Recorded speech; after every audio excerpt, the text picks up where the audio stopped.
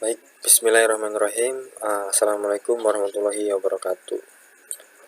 Sebelumnya izin memperkenalkan diri, nama saya Slamet Widodo dengan NIM 3211911021. Pada kesempatan kali ini, saya akan menjelaskan mengenai materi yaitu kinetika dan termodinamika. Langsung saja kepada materinya. Yang pertama yaitu mengenai pengertian dari termodinamika itu sendiri. Nah, termodinamika secara bahasa tersusun dari kata termos dan dinamik. Nah, di sini termos berarti panas dan dinamik yang berarti perubahan. Maka dapat disimpulkan bahwa termodinamika itu adalah submateri yang membahas mengenai perpindahan panas atau perpindahan kalor. Nah, mengacu pada hukum pertama termodinamika yaitu delta U sama dengan Q minus WS dengan rincian yaitu delta U sama dengan perubahan energi dalam, Q sama dengan kalor, dan W sama dengan usaha. Nah, contohnya itu pada panci yang atau air yang kita panaskan. Nah, di sini sistem dan lingkungan. Nah, sistem di sini dimiliki oleh air yang sedang mendidih dan lingkungan di luar dari sistem. Nah, di sini ketika air kita didihkan dengan terus-menerus, maka perubahan suhu itu akan semakin meningkat, sehingga ketika tutup pancinya itu kita tutup, nah situ akan terjadi perpindahan kalor ke lingkungannya itu tidak terlalu banyak, atau bisa dikatakan sistem tertutup.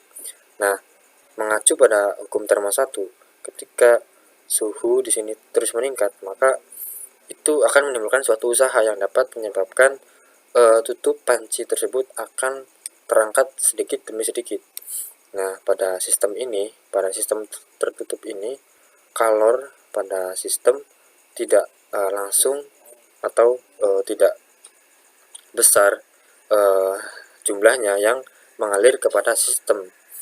Nah, di sini sistem tertutup dijelaskan pada air yang sedang kita didihkan. Kemudian selanjutnya itu mengenai istilah dalam termodinamika.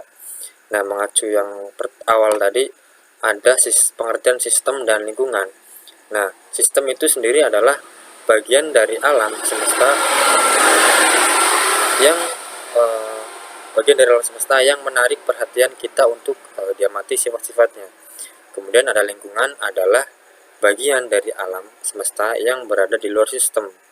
Nah, kemudian antara sistem dan lingkungan dapat terjadi pertukaran energi dan materi. Berdasarkan pertukaran ini dibagi menjadi 3, yaitu yang pertama sistem terbuka, yang kedua sistem tertutup, dan yang ketiga sistem terisolasi. Nah, pada sistem terbuka ini contohnya pada kopi atau kopi hangat yang kita biarkan saja dalam lingkungan. Maka di situ kalor pada sistem kopi dalam hal ini, di situ kalornya akan mudah berpindah ke dalam lingkungan. Kemudian sistem tertutup tadi mengenai air yang dipanaskan. Kemudian yang ketiga itu ada sistem terisolasi. Di sini contohnya biasanya pada termos. Di situ ketika air panas pada termos itu tidak akan kalornya tidak akan berpindah kepada lingkungan, karena di situ sistemnya terisolasi oleh ruang hampa pada komponen termos itu sendiri.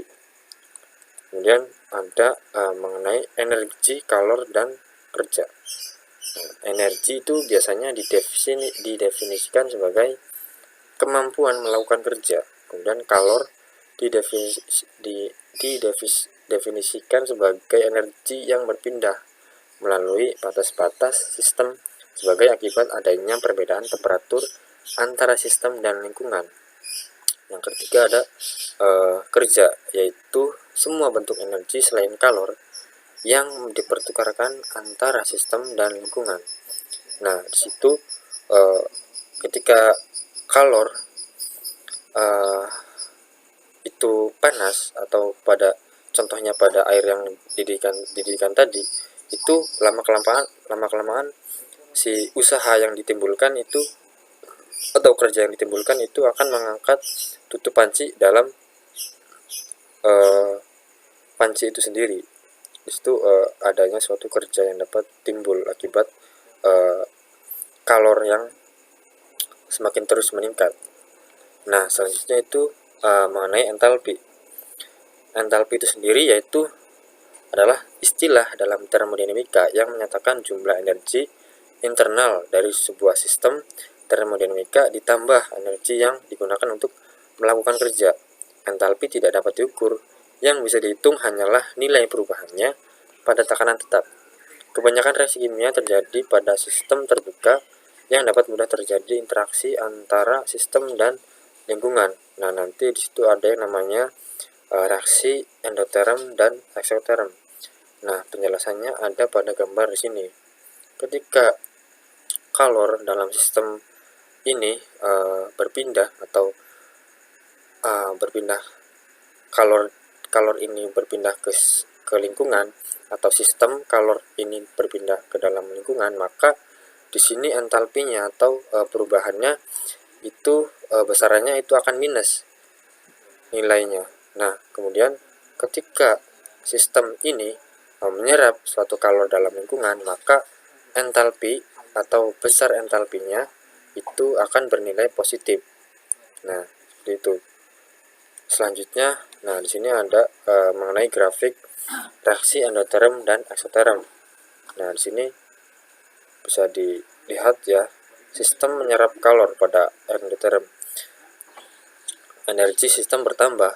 Nah, delta H-nya itu akan bernilai positif dan suhu di lingkungan itu akan turun. Nah, kemudian pada reaksi eksoterm, sistem melepas kalor, energi sistem berkurang, dan nilai entalpinya itu sama dengan negatif atau minus, serta suhu lingkungan itu akan naik.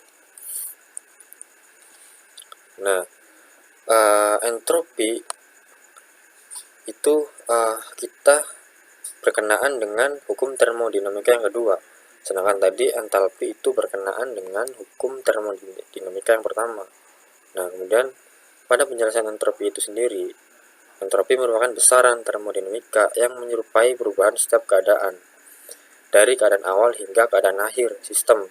Semakin tinggi suatu sistem menunjukkan sistem semakin tidak teratur. Nah, di sini ada rumus dari entropi itu sendiri, dilambangkan dengan delta S sama dengan Q dibagi dengan T, atau kalor dibagi dengan suhu. Nah, selanjutnya karena entropi berkenaan dengan hukum termodinamika yang kedua, yaitu entropi semesta atau sistem ditambah lingkungan selalu naik pada proses spontan dan tidak berubah pada proses kesetimbangan. Nah, di sini nilai entropi pada proses spontan itu akan nilainya sama dengan 0. Nah, namun ketika entropinya ini sama dengan 0, maka di situ suatu reaksi merupakan proses setimbang atau kesetimbangan. Nah, pada entropi itu sendiri berkenaan dengan tadi, yaitu entropi merupakan nilai atau derajat keacakan pada suatu molekul atau senyawa. Nah, ketika entropinya tinggi pada gambar tersebut, pada gambar ini kita analogikan sebagai molekul H2O. Nah, ketika nilai entropinya tinggi, maka molekul pada H2O atau partikel-partikel pada H2O itu derajat keacakannya itu akan tidak semakin tinggi, atau keacakannya itu semakin tinggi pada entropi yang tinggi. Namun ketika entropi yang rendah, derajat keacakannya itu akan semakin rendah. Jadi semakin tinggi entropinya berbanding lurus dengan nilai atau derajat keacakan itu sendiri. Di sini bisa dilihat ini berdasarkan hukum termodinamika yang kedua. Kemudian di sini selanjutnya itu mengenai penjelasan terkait dengan energi aktivasi. Nah, energi aktivasi itu sendiri adalah energi yang harus dilampaui agar reaksi kimia dapat terjadi. Energi aktivasi bisa juga diartikan sebagai energi minimum yang dibutuhkan agar reaksi kimia tertentu dapat terjadi. Nah, di sini ada grafiknya. Nah, energi aktivasi ini berkaitan dengan energi kinetik pada suatu senyawa. Nah, ketika suatu senyawa memiliki energi kinetik itu kurang dari energi aktivasi, maka reaksi tidak akan berlangsung atau reaksi kimia itu tidak akan terjadi. Namun ketika senyawa memiliki energi kinetiknya lebih besar dari energi aktivasi, maka di situ dapat terjadi suatu reaksi kimia. Nah, energi aktivasi itu bisa diartikan atau dapat diartikan juga itu yaitu untuk suatu energi minimum yang dibutuhkan agar reaksi kimia tertentu dapat terjadi. Nah, kaitannya itu dengan energi kinetik pada suatu senyawa. Kemudian selanjutnya itu ada mengenai energi bebas Gibbs. Nah, energi bebas Gibbs ini menunjukkan perubahan entropi total dari sistem. Nah, batasan-batasannya itu suhu dan tekanannya itu tetap. Nah, di sini bisa dilihat. Nah, kemudian energi bebas Gibbs digunakan untuk menggambarkan perubahan energi sistem pada temperatur dan tekanan konstan. Nah, untuk menentukan kesempurnaan reaksi dengan fokus hanya pada sistem. Di sini bisa dilihat pada temperatur dan tekanan tetap, penurunan energi bebas Gibbs menandakan reaksi spontan. Nah, perubahan-perubahan energi bebas Gibbs standar dapat dikaitkan dengan konstanta kesetimbangan reaksi. Nah, nanti energi bebas Gibbs ini kaitannya dengan kesetimbangan reaksi. Nah, di sini dapat dilihat energi bebas Gibbs ini berkaitan juga dengan entropi. Nah, di sini delta S atau entropi nilainya itu sama dengan atau lebih dari 0, maka proses akan terjadi spontan. Namun ketika energi atau entropinya sama dengan atau kurang dari 0, itu prosesnya tidak spontan. Nah, ketika entropinya sama dengan 0, maka proses itu terjadi kesetimbangan. Nah, pada energi bebas atau delta G, ketika nilainya itu kurang dari 0, itu akan terjadi proses spontan, kebalikannya dari entropi. Nah, kemudian ketika energi bebas Gibbs-nya itu lebih dari 0, maka tidak terjadi spontan. Nah, ketika sama dengan 0, di situ akan terjadi proses kesetimbangan. Nah, di sini grafik mengenai kespontanan dan tidaknya juga kesetimbangan dari energi bebas Gibbs. Di sini dapat dilambangkan atau dapat dijelaskan di gambar ini. Nah, kemudian selanjutnya itu ada kesetimbangan dalam termodinamika. Nah, dalam termodinamika, suatu sistem termodinamik disebut berada dalam kesetimbangan termodinamik bila sistem tersebut berada dalam keadaan setimbang mekanis, setimbang termal, dan setimbang secara kimia. Dalam keadaan setimbang termodinamik, tidak ada kecenderungan untuk terjadi perubahan keadaan, baik untuk sistem maupun untuk lingkungannya. Nah, jadi pada kesetimbangan termodinamika ini dibagi menjadi kesetimbangan mekanis, kesetimbangan termal, dan kesetimbangan secara kimia. Situ. Nah, kemudian pada kesetimbangan mekanis itu terjadi apabila tidak ada gaya yang tak berimbang di bagian dalam sistem dan juga antara sistem dan lingkungannya. Nah, di sini contohnya itu pada bola pada sistem seperti bujur ini, seperti busur. Nah, di sini ketika bola digelindingkan dari atas, maka lama-kelamaan bola tersebut akan mengenai atau akan pada posisi setimbang pada keadaan normal. Nah, pada kesetimbangan termal atau kesetimbangan suhu atau temperatur, semua bagian sistem bertemperatur sama dan sistem juga memiliki suhu yang sama dengan lingkungannya. Nah, di sini contohnya itu pada hukum termodinamika yang ke-0. Di sini dilihat pada grafik, ketika benda A dan benda B memiliki suhu yang sama atau temperatur yang sama, maka otomatis ketika ada benda C di sini di sampingnya, itu juga akan mengalami suhu yang sama juga, atau semua benda di sini mengalami kesetimbangan termal. Nah, di situ. Kemudian yang ketiga itu ada kesetimbangan secara kimia. Itu penjelasannya yaitu sistem tidak mengalami perubahan spontan dan dalam struktur internalnya seperti reaksi kimia.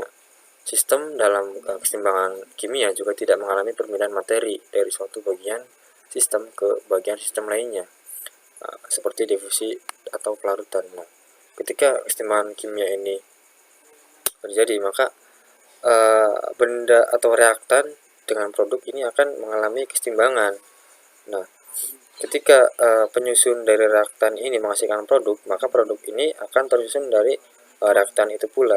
Jadi nanti di sini ketika di sini reaktannya itu tersusun dari satu molekul, maka atau satu mol, maka di sini hasil produknya itu akan sama dengan juga satu mol juga. Nah, di situ akan terjadi kesetimbangan secara kimia. Nah, kemudian yang terakhir itu ada mengenai asas Le Chatelier. Nah, asas ini berbunyi apabila pada sistem kesetimbangan yang sedang berlangsung dilakukan suatu aksi, timbul reaksi dari sistem sehingga pengaruh aksi tersebut dapat diperkecil, atau juga perubahan tekanan mempengaruhi kesetimbangan kimia. Jika tekanan dinaikkan, kesetimbangan akan bergeser ke arah mol yang lebih besar. Saat tekanan diturunkan, kesetimbangan reaksi akan bergeser ke arah mol yang lebih besar, yaitu ke arah kiri. Nah, jadi asas Le Chatelier ini berkaitan dengan tekanan. Jadi ketika suatu reaksi itu kita naikkan tekanannya pada sisi produk, maka kesetimbangan akan bergeser ke arah mol yang lebih besar. Dan juga sebaliknya, ketika tekanan diturunkan, kesetimbangan reaksi akan bergeser ke arah mol yang lebih besar, yaitu ke arah kiri. Nah, di sini ada misalkan ada contohnya nih, contoh reaksinya. Nah, jadi berkenaan asas Le Chatelier ini berkenaan dengan perubahan tekanan yang kita lakukan terhadap suatu reaksi. Nah, mungkin itu saja yang dapat saya sampaikan mengenai materi kinetika dan termodinamika. Nah, kurang lebihnya saya mohon maaf. Harapannya materi ini dapat dipahami oleh yang melihat video ini ya. Kurang lebihnya saya mohon maaf. Saya akhiri. Wassalamualaikum warahmatullahi wabarakatuh.